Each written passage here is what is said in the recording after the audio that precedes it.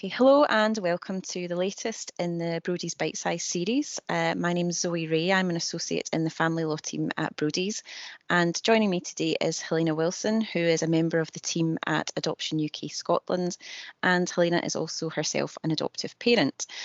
In the lead up to Scottish Adoption Week, I thought it would be interesting to chat to Helena and to focus on some of the practical aspects of adoption, and hopefully get Helena's take on what it's like to be involved in that process, both as an adoptive parent and also someone who has the role of supporting families and individuals who are going through the process. So good morning, Helena. It's nice to have you with me this morning.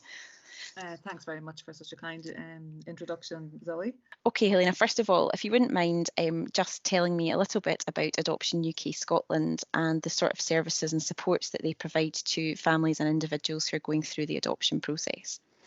Sure. Well, Adoption UK Scotland is a supportive organisation for adoptive families. We provide a helpline service for families and can provide training for both families and schools if required. Connective parenting is one of our most popular training courses that we provide, and we also have an extensive library that members can borrow from if they want any documentation or information on adoption.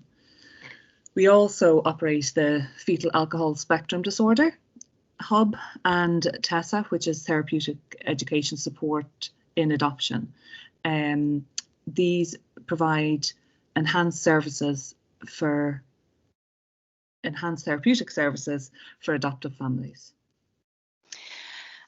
Okay, that all sounds very interesting and certainly a very comprehensive service.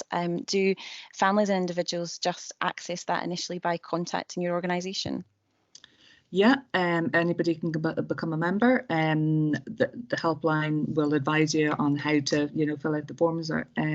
But we're not an exclusive. We will deal with both members and non-members.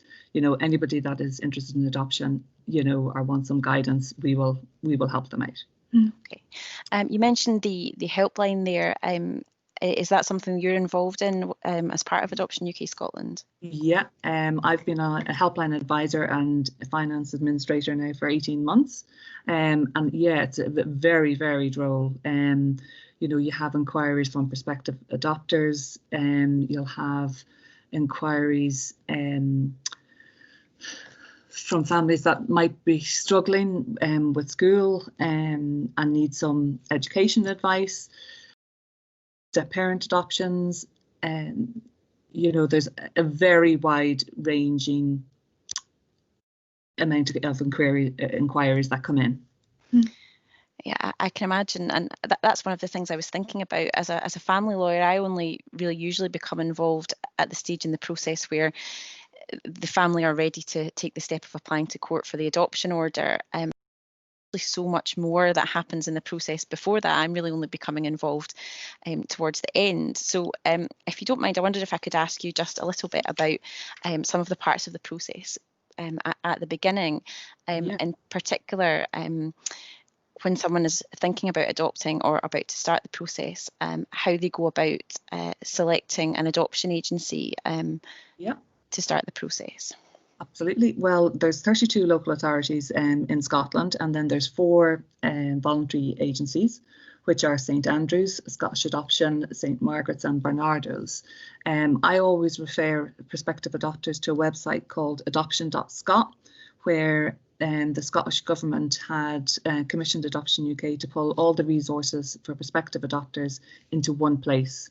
And it's a really good stepping stone for somebody that's beginning the process.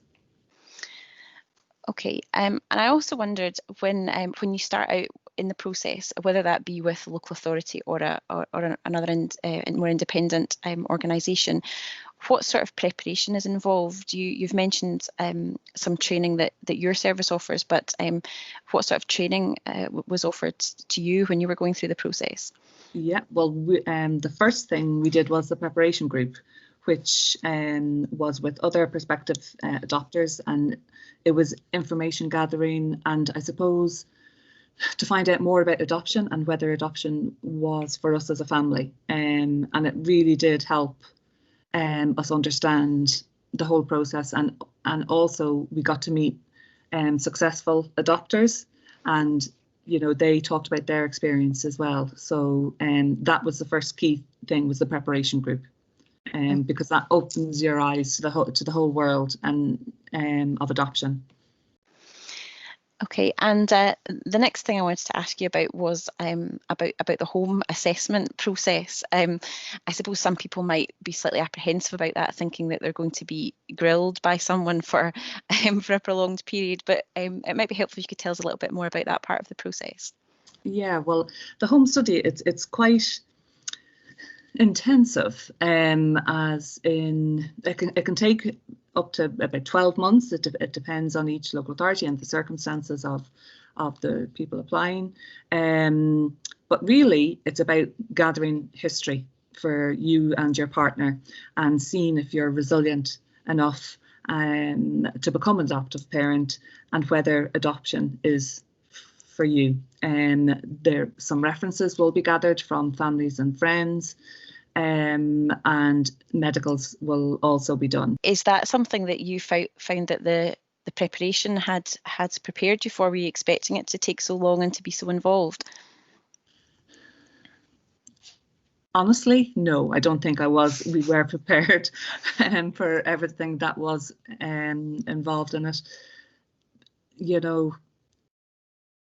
But I think it depends how passionate you are about wanting to become, a parent, and how you're able to overcome any obstacles that, that might be put in your way. We had to postpone our process because my husband was actually made redundant for 6 months. So that was hard. So that delayed our whole process. But again, it's adding to, being able to deal with the different obstacles that come in your way through life and how you navigate your way through them. And then that also, I think, proved how resilient we were as a couple. And I take it then, if you come through the assessment process successfully, you would then move on to the stage of going towards a matching panel. Yeah, well, prior to that, you would have the adoption approval, first of all, and which would be decided by the agency decision maker. And then after that, once you'd been approved as adopters, you would then move on to the matching panel. And this is key, is obviously, getting the right match is so important. And I suppose it's not just about getting the right match for the child, it's about getting the right match for you as parents as well. It goes both ways. It's sort of like I suppose it's maybe not the right analogy, but if you're looking at applying for a job, you have to be the right candidate for the job, and the job has to be the right job for you. And even more importantly, obviously, in a family situation, you have to be the right parents for this child, and this child has to be the right child for you.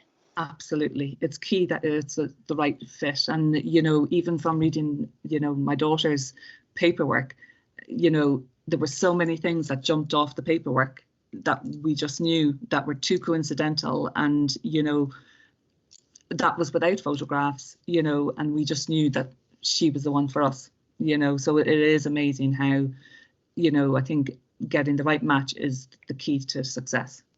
Okay. And at what stage did you first meet your daughter? With the transition period. So she moved to us within, I think, 10 days, so which was quite swift, do you know what I mean? But by then we were, more than ready, for it. And yeah, what a whirlwind.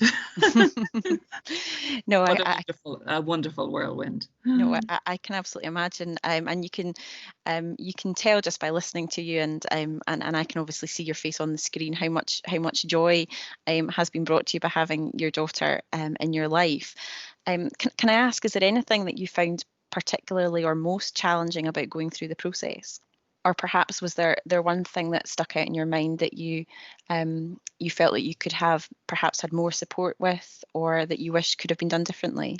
There's one thing that really stands out that both myself and my husband, picked up right from the preparation group: as much research about attachment as you possibly can. but before while you're doing your preparation, while you're doing your home study, attachment is the key to having a connection with your child, and it just underpins everything with the child, and the difficulties that they may have incurred.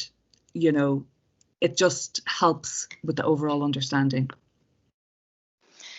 No, that's useful, and I think that probably links into the next question I was going to ask, and it was just about tips that you might provide to adoptive parents, whether that be in your capacity as a parent yourself or through the helpline. Aside from doing the research, is there any other advice that you would give, perhaps a top tip for an adoptive parent? Yeah, try and link in with people that are already adoptive parents, and meet up with them in your local area if you can at all. If you can find a local support network, it's fantastic. But definitely, if you can get to speak to fellow adopters, it's a really, really valid exercise. Okay, Helena, thank you very much for that. That was really interesting and lovely to hear you talking about your experiences. If anyone listening to this has any questions or would like some advice or support in relation to adoption, the link for the Adoption UK Scotland website is on the screen, as will be details for you to contact me or any of my colleagues should you require any further advice. Thank you very much.